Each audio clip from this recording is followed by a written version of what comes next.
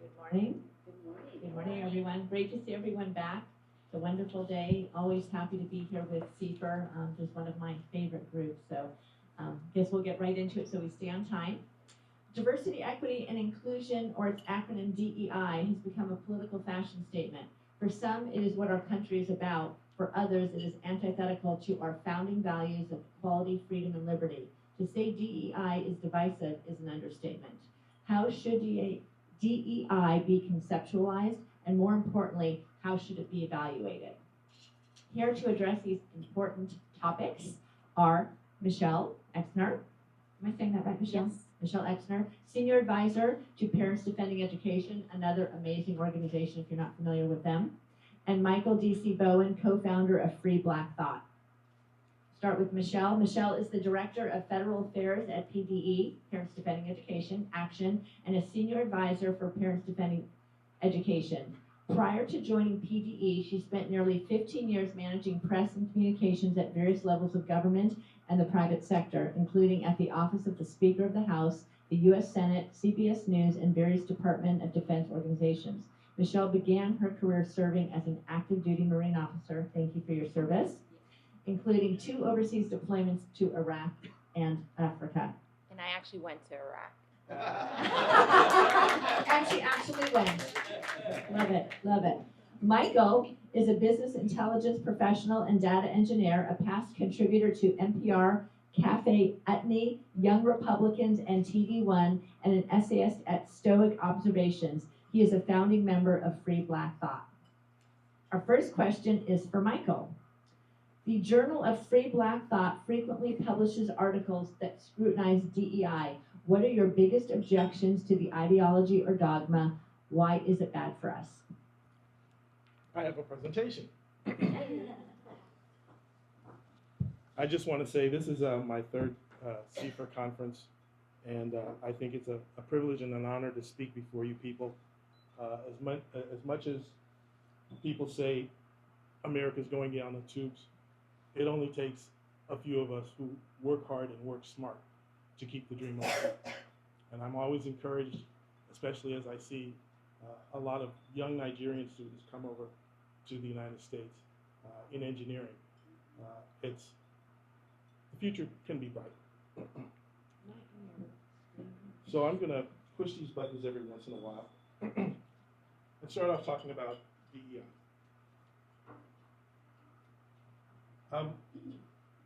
When I approached the board members of Free Black Thought, and I wanted to get their consensus so I could represent them accurately here. I have my own reasons, and I'm sure you all have your own reasons. So I want to put out a bunch of reasons that are concrete and memorable, hopefully, through this presentation. So, what's wrong? What's wrong is that DEI is insidious. It's kind of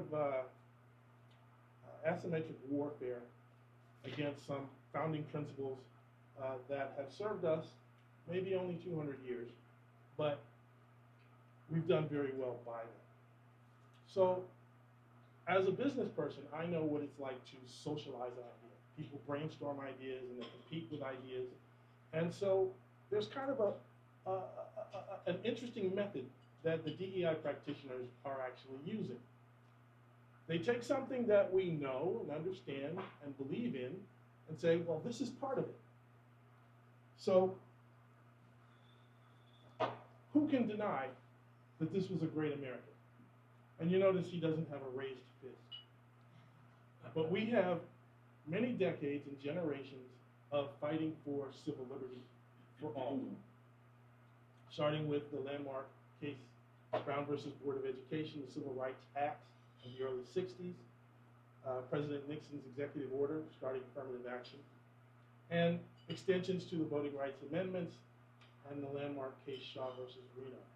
All of these are for color blindness and what we come to understand as equal opportunity, as just about every corporation in America has in their fine print for all of their publications. What if that was changed? We all, at Free Black Thought, and most of us here, love inclusion. and we're doing it, and we're getting better. This is the default. This is modern America. Diversity is something that's kind of squishy. So we started with affirmative action, and we kind of knew that was for black folks. And then Nixon invented the term Hispanics. And we did majority minority districts. What you think about it is a huge political thing to do, to redistrict your Congress so people can be represented. But I think we've done enough integration so that we can say, I can trust you to represent my interests, not by the color of my skin. So what is diversity? Well, you ask diverse people, you get diverse answers. It could be racial, it could be gender, it could be intellectual, it could be political. What's diversity to you? So if I'm selling DEI, I put in diversity, and so I can lead you a little bit and say, be flexible. And of course, I could have a diversity of diversity slides. So I put in some. So we got all kinds of diverse people here. Who knows what they think? And this one I like especially because I couldn't never find an Asian on crutches. But we got it. Now, we get to equity. This is a poison in the middle of the sandwich. This is the poison in the middle of the sandwich. It is what makes this divisive and antithetical to some principles that have served us well. I'm sure many of you have seen this cartoon, and you know because it's a cartoon, it's aimed at children. And let's zoom out so you can see that. Take a look at this. Some of these you've only seen the first part, or the middle, versus equality versus equity. But here they're saying reality is we got people in a ditch, and we have people way up. And I looked at this and I said, is this supposed to be a black family? Is dad taking his kids to the outfield? My dad took me to the game. He bought us seats. So the premise of this is everybody's an outsider from the beginning. And then in the end, they want to take away the fence, which changes the rules of baseball. How do you know you have a home run if you can't hit the ball over the fence? There's so many things wrong with this. But the primary thing is it's redistributed. And who's going to do that? Who's going to pick it?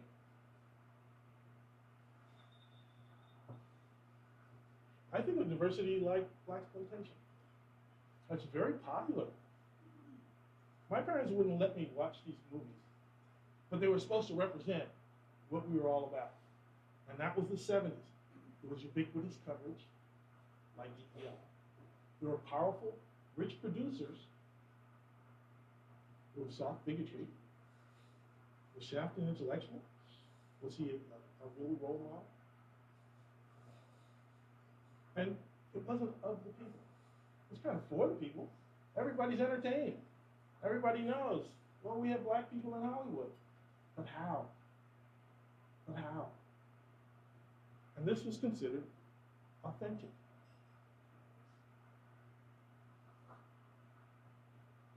So since free black thought is mostly academics, we wanted to get behind the ideas. And we found a very good essay that describes all of this and puts it in blocks so we can understand what is liberal versus what is critical theory. Because at the heart of DEI, wokeness, and a bunch of critical race theory, queer theory, is critical theory, which originated in the Frankfurt School by Marxists who figured out, well, maybe the class oppression for economics is not going to work, so let's try it with culture. And so they did. Here we want persons judged primarily by their individual characteristics rather than by their group membership. Although individuals differ, of course, that's pluralism, they share a common humanity and fundamental rights. But critical theorists want to put things in this historicist view of a conflict between the haves and the have-nots, between power groups and groups without power. So you'll find a lot of their arguments in this where we value Kant, Voltaire, Mill, Locke, Montesquieu, Rousseau, Milton. They value Hegel, Marx, Gramsci, Althusser, and French intellectuals, notably Herbert Marcuse. Marcuse has a famous student you may be familiar with. That's Angela Davis. In the 60s and 70s, everybody thought that revolution was going to happen, and people like Angela Davis would be the winner. They couldn't predict Barack Obama. They couldn't predict Colin Powell. They didn't respect Benjamin O. Davis. So these are the things that lead back to critical theory. You've all seen them bandied about. I have a handout over on the side table that'll give you some questions you can ask your favorite AI. Like, why is critical theory Marxist? How does critical theory conflict with civil rights acts that have already been passed? Why is our status quo of color blindness better than this new racial theory? So that's what we think. Thank you.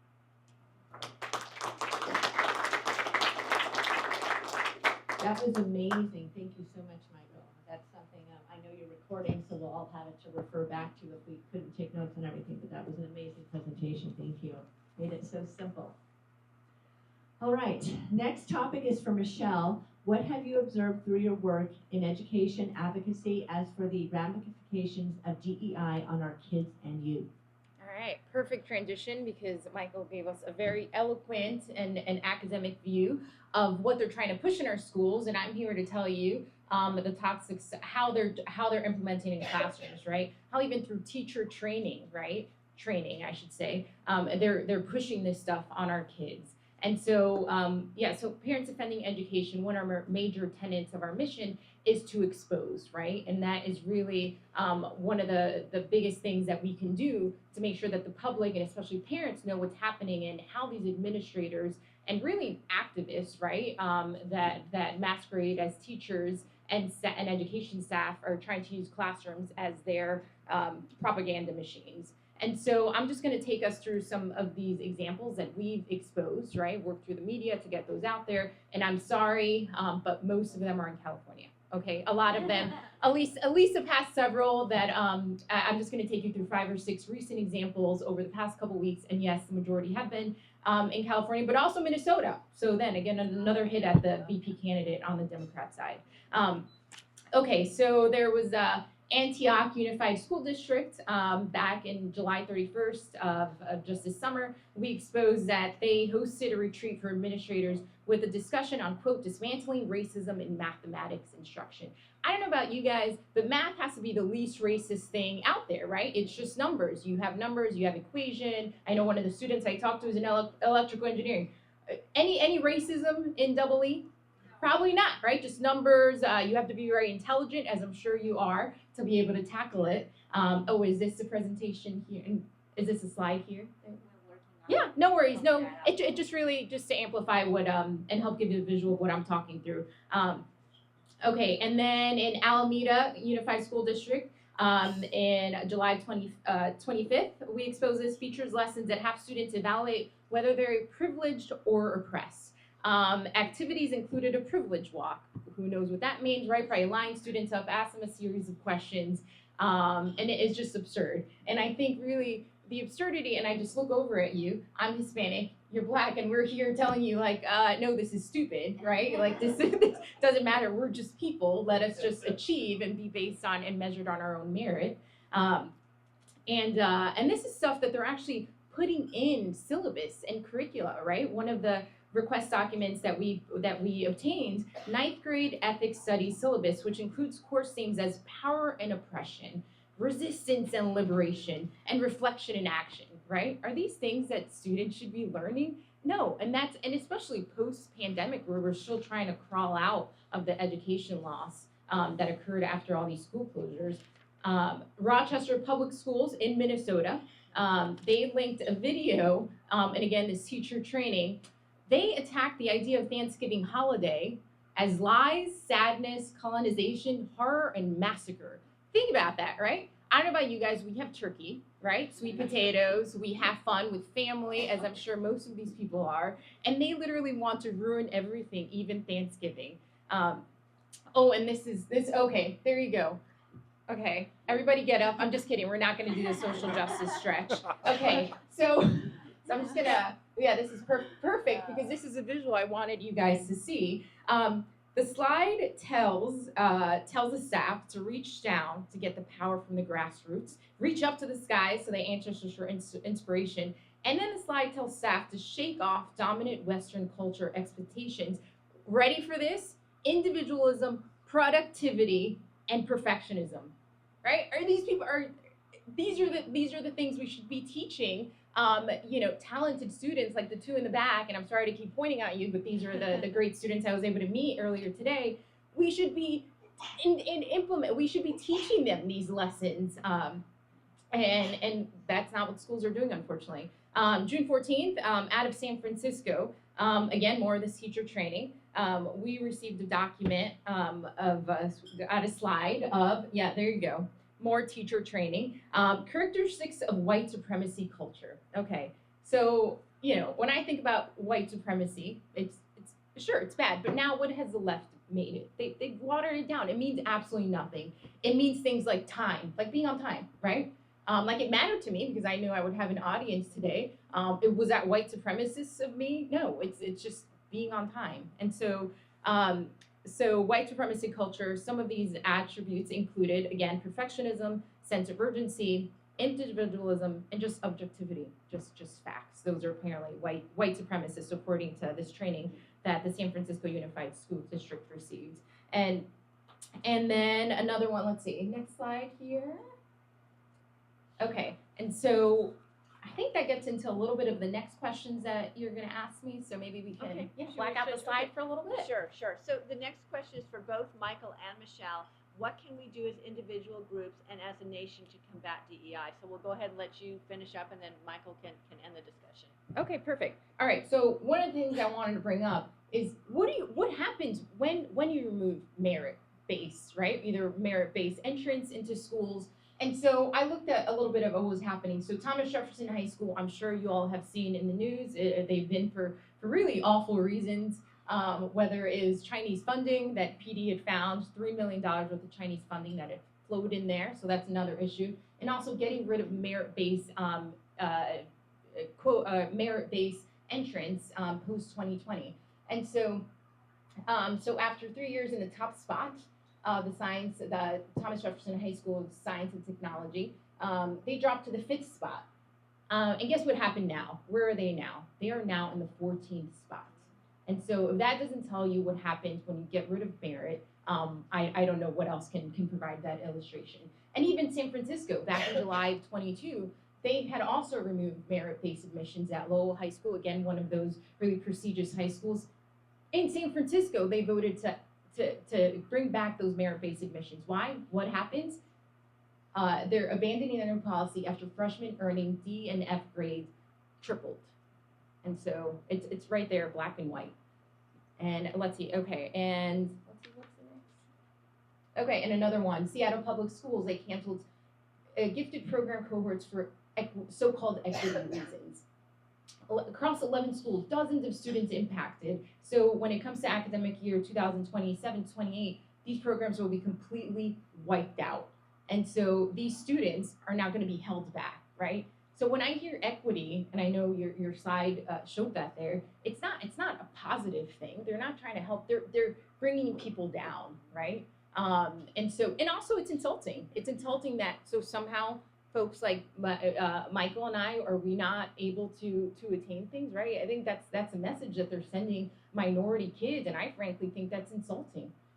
That's not the message I got as a kid growing up in a majority minority community, and if it was, I wouldn't be here speaking to you right now. Let's see, next slide, let's see. And again, some other examples of removing merit there. And Next slide. And I want to get to the positive side here. Okay, so what can we do, right? I think there's, always want to leave on a positive side. I think making sure parents know, right? Making sure that parents, when they hear that this is happening in their school districts, reach out to their schools, demand accountability. This shouldn't be happening. And it doesn't matter if a parent is Republican, Democrat, or Independent, guaranteed their ears are gonna perk up when they hear that their kids are not gonna get the opportunities that they should. And I know this is anecdotal, but I am Black. I have a progressive neighbor. She knows where I stand politically. She's like, "What do you do now for work?" And I'm always careful of how I phrase it. But I'm like, one of the things we're looking at is they're getting rid of merit in schools, and she's like, "What? That's awful." And so I think this is really an issue that transcends politics, and it's something that is really going to get parents, regardless of political background, really fired up. And I want to end with this. And so last month, Parents Defending Education was able to host a merit-based flying on Capitol Hill. And so I was able to see a couple of the parents there who I was fortunate enough to meet with, and they attended. And we had an entire day of sessions meeting with staffers and lawmakers talking about this very issue. And one of the things that came out of it was Representative Burgess Owens. He's out of Utah. He heads up the subcommittee for higher education and is also in the running to hopefully take over for the next chair of the committee if we keep the majority, fingers crossed. And the co-chair there is Representative Brandon Williams of New York. They launched a merit caucus. So now this is a permanent standing entity in Congress that will look at these issues. And so please use them as a resource. Reach out to me. But I think this is good news. And he's hoping to make it bipartisan. But it's November before a major election, so any type of bipartisanship is difficult to come across, but we're hoping that post-November that will be able to happen. So please reach out. We want to really see this take off.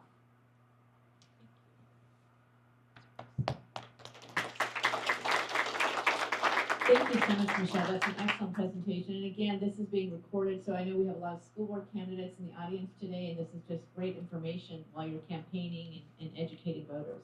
So we'll end with you, Michael, as to what can we do as individuals and groups as a nation to combat DEI. Sure. As I said at the beginning, sometimes I confess that I have a three per hand. Sometimes just a small minority of righteous people who are going to work hard can make the difference. And if we find ourselves in asymmetrical battles against ideologues, fanatics, zealots, we have our common sense. And my approach to this is something that I hope has been long-standing and that we'll all be familiar with.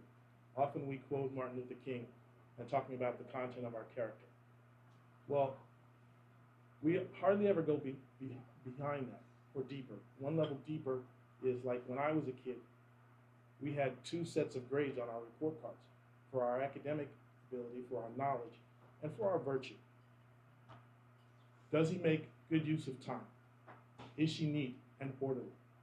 Preparedness, modesty, purposefulness, peacefulness, service, clemency, kindness, good counsel, thrifty, just, orderly, generous, fortitude.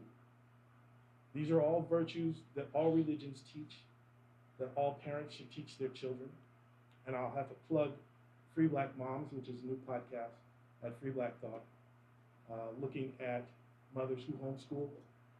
And this is by Connie Morgan, who's a former Army intelligence officer and now raising 3 kids in the Pacific Northwest.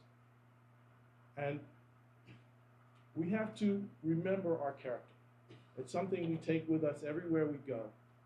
And it's never a course that we're taught, but life teaches us our lessons. My work as a writer is all about wisdom. That's all I care about. And I stress 4 aspects of that, which is humility, a sense of humor, reason, and those add up to wisdom.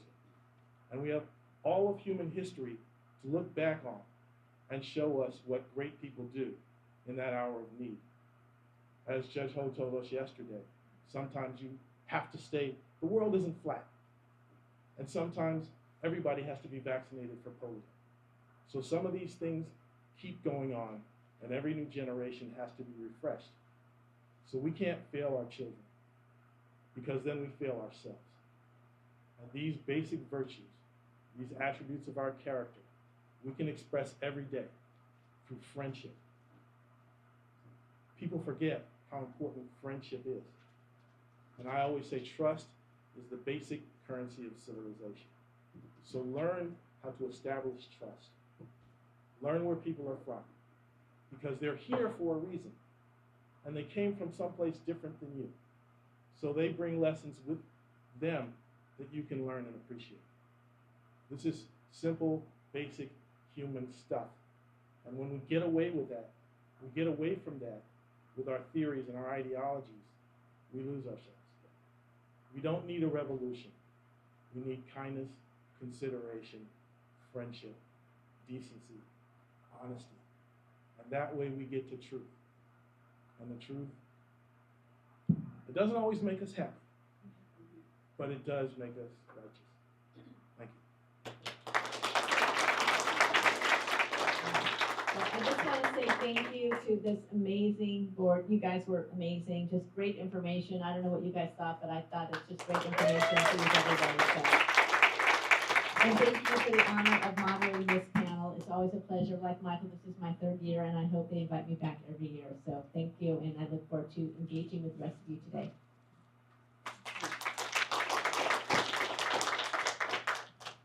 Can I have all 3 of you for just a minute? We actually have some time for Q&A. Do we have any questions? Yes, Joe. Yes, on diversity. I told you I'd ask you a hard question. Okay, you showed us a slide of unequal boxes going up and down.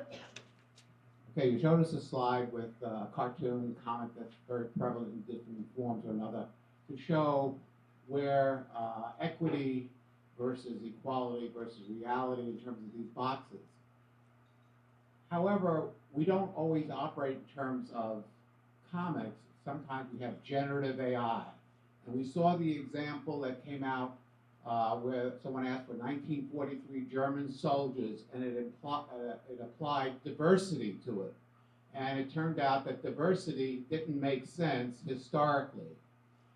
So the question is, maybe this whole issue of diversity is so deeply embedded, it's being put into places that we don't know how to cope with yet because we haven't really conceptualized it beyond the boxes example. So I don't know if you had any comments on that. Sure. I don't know about high schools in San Diego or other places, but here they still teach foreign language. And I often ask people, did you learn a foreign language? Did you actually try that hard to get along with people you may never know?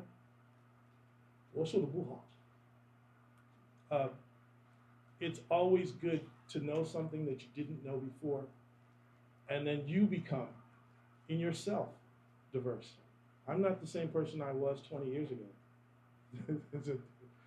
I was thinking about the name of this ship, but it's a famous problem by the Greeks.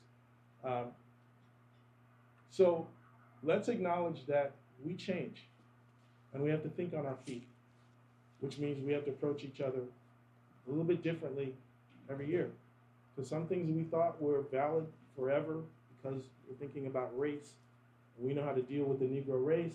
We passed some laws in '64, and some of them are permanent. 14th Amendment, I put a little bit more faith in that. But diversity is squishy. And that's kind of what postmodernists want you to think. We can change the definition tomorrow. So beware.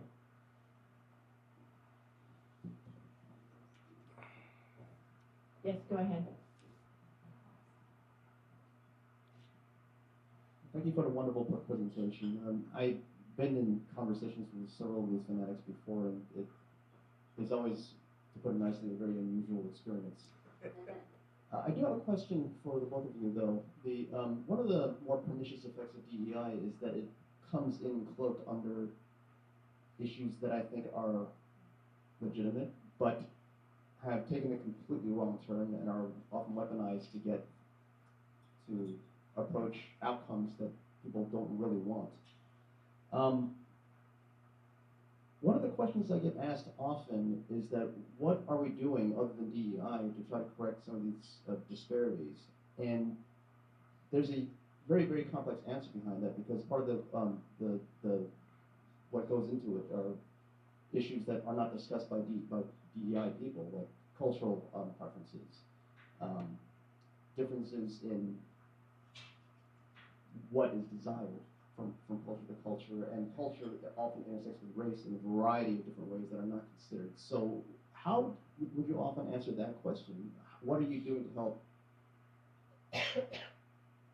bring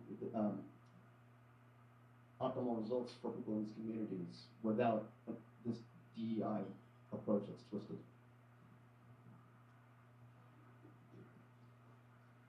I think something that we don't talk about is raising the bar. I feel like something that what I take away of what they're trying to do right now is lowering the bar for everyone, right? And why is it happening, right? Why are we accepting that? It's not fair to hold smart kids back just because you believe that's somehow going to make you feel better. I think that's just making the adults feel better, like the governor of Oregon. These were the two examples I was going to bring up. Governor of Oregon, there's no measure now of the students graduating from those high schools in that state and can do math or reading, right? There's no, they got rid of that. And what happens, right? Reporting from just earlier this year in February, Oregon ranks last on student math and reading progress in study of 30 states, okay? It was the only state of 30 studied that saw decreased scores in both subjects. Well, shocking, right, that they've taken that away, and now the students have done worse. Another example, in DC, you can't fail. So you show up to maybe 2 classes, you turn in nothing, and you get a D, right? What do you think happened? The students figured that out, right? The students realized that, oh, well, we'll just show up for a little bit, and they can't fail us, and then we still graduate. That is abysmal. Every public policy person behind these decisions should be ashamed of themselves, because that's not diversity, right? That's not helping these kids. That's hurting them for the rest of their lives, right? It's handicapping any income that they're going to be able to get, any opportunity. And so I'm just going to talk about my personal experience a little bit. Grew up in a city, northern New Jersey, majority Hispanic. Average income was about $30,000 a year. We had merit. So in that grade school, it was a public high school, it was public grade school, there was opportunity. If you were one of the top achieving, you could take some high school classes in 8th grade. I was one of those students. There was magnet high schools. I went to one of those magnet high schools. It was 100% diverse. You had white kids, you had Filipinos, you had Black, you had Hispanics. I think all but 2 went to college. I went to a recent wedding for some of my high school, and I felt like the dumbest person at the table. There were lawyers or ophthalmologists, there was an architect. These are all minority kids, parents that were immigrants, right? That they came here and they achieved their American dream. So I frankly find it so disgusting and appalling that they're trying to tell kids who grew up like me that they're not good enough, right? And I think that's the message that we should be sending. It's like, no, those kids can do it. Help them do it instead of bringing everybody down. Okay. No, I can't beat that. Sorry. Okay. All right. Next person, yes, please. You just said they. Who is they? What do you mean, they? That they are trying to bring us down. I think I'm going to say the left, right? These liberal activists that think they're doing good, right? I think they go home and they go to bed at night thinking like, I'm doing such a good job, right? I'm helping diversity, right? You're doing nothing. You're not helping those kids in those poor communities, right? You're not doing that. You're not challenging them. You're not trying to help those kids, right? Have you guys heard of any measures to help those kids? Or have you only heard of things that they're doing, decisions that the left, again, whether it's people at school boards, people that are running these school districts, whenever we hear of examples that either PD is finding and we're hearing it out there, it's always negative. It's always about taking things away. You never hear about what we're doing for those kids, right? And so that's who they are. Like everyone that I explained, right? Every school district on my slide, those are my they, the people in charge of those school districts. Who's promoting these ideas? Everybody that Yeah. was I have an answer, and I pick on Jeff Bezos' wife. Follow the money. Is the new wife or the? The one that inherited. Oh, okay. Yes. So not okay. Yes, number one. I Very think. different visuals First for Wives the. Club, yes. When I had a nonprofit called Rights Universal, and we were looking to, following the example of Ayaan Hirsi Ali, look at people who were abused in EMEA and Southeast Asia and Africa for being homosexual, etc. And it was very hard to raise money for that. We had a sponsor. We did a good job for a while. But I started learning when I was fundraising for that, who has the money. And so right after Trump was elected, there was a women's march in Los Angeles. And it was a parade. There were hundreds of thousands of people that showed up. They had a band. Everybody brought their picket signs. And I came to understand there were basically two powerful women in Hollywood who set this whole thing up. So when people who can spend $500,000 for a day get their ideas, like we're helping those poor, unfortunate people, and they don't know. And I come from kind of an upper middle class black family, and I can see some of this along the fringes in my own family because people think they're doing well. Because we accept that a race determines your fortune, your fate. I'd also say, I think that's enough. Sorry. That's a critical day. That is a good point. Yeah. People with money. Go ahead. Hi, so I didn't have a school board position for me to run for this year in my area, so I decided to run for a junior college trustee position. So I do a lot of researching, and I went looking through the coursework. And first of all, the mission statement of this school is all equity, equity in budget, equity, equity, equity, social justice, everything. And we need to take that out of the mission statement. When I start looking at the coursework of this school, I'm finding, for instance, on child development education. So we're training not just maybe future teachers, but future daycare workers. And this particular course is all about social justice and everything, and uses a textbook by Louise Dermott Clark, who some of you may know of, called Anti-Bias in Education for Young Children. And this lady is completely whack. I mean, she would say everybody in this room right now is a white Christian nationalist simply because you're questioning these DEI things. I've done other research that shows, like, and you mentioned this about teachers and administrators in the schools being activists, and we see that, like, for instance, my alma mater was a small Christian school, University of Laverne. It used to be a very good school, but now it's just completely woke, and it's turning out these teachers and administrators. So when these administrators go pay $40,000, $60,000, $80,000 for a PhD, that's what they're being taught. So it's kind of a click. Do I throw away my education because it's all wrong, or do I double down and take it to the school because I paid so much money for it? So the teacher education colleges, and even right down to the junior colleges, the very beginning of the coursework are teaching this thing. So do you know of any organizations, groups that are putting pressure on the schools churning out these teachers who go in there and are now motivated to bring this DEI into the classroom because they paid so much money for it? Okay. Yeah, we're doing that at the Foundation for Free Black Thought. Since we are primary academics, we are putting out curriculum. We're developing curriculum. And one of our associates, Jason Littlefield, who's on the board, he has done Empowered Humanity.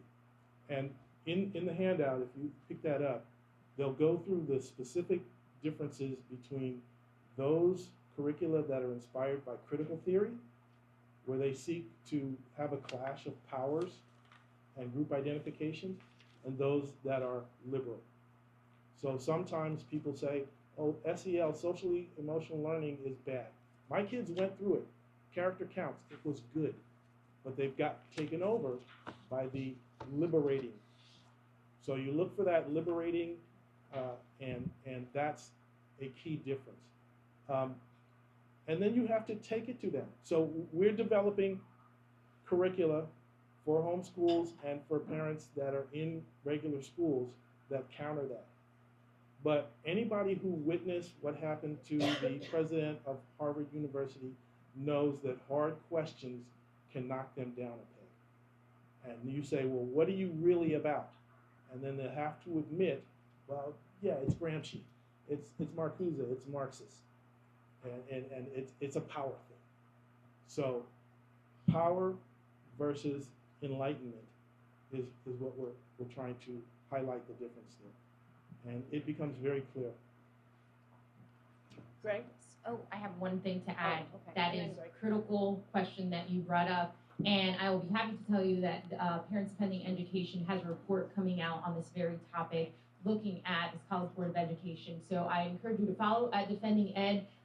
We will have that out in the next couple of weeks. In my job, a lot of what I do on the C4 side is that reach out, that congressional outreach, and so we're looking to put a lot of pressure on them. Hopefully, get a congressional hearing out of it. Hopefully, get some letters and some action to make sure that we're looking at it, because it's not just manifesting, right? It's being taught. It's creating this cycle, right, where they're being taught that, then they're going to teach our kids, and then you're just creating this endless cycle. And what we're getting, right? This, in my opinion, and I think we've seen it over the past couple months. It's October 7th.